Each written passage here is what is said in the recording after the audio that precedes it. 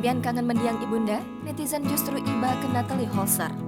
Unggahan video di akun TikTok penyanyi Rizky Febian tiba-tiba ramai dikomentari oleh warganet. Sebab anak pertama komedian sulit itu membagikan sebuah foto sang ibunda mendiang Lina Jubaida. Kekasih mahal ini itu menyematkan lagu miliknya yang berjudul Seperti Kisah. Dalam caption, Rizky berterima kasih kepada sang ibunda karena telah memberikan banyak pembelajaran semasa hidup.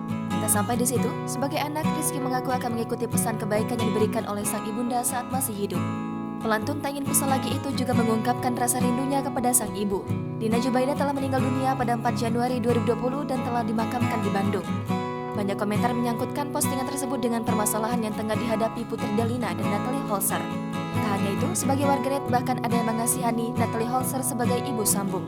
Diketahui sebelumnya, permasalahan keluarga Enti Sutisna itu muncul ke permukaan usai Putri Delina curhat di kanal YouTube Maya Estianti. Sampai akhirnya Natalie Holzer ikut buka suara dan menanggapi curhatan sang anak sambung di kanal YouTube Uya Kuya. Sehingga warganet menduga-duga hubungan antara Natalie Holzer dan Putri Delina sedang tak baik-baik saja. Jangan lupa subscribe, share, komen, dan like ya.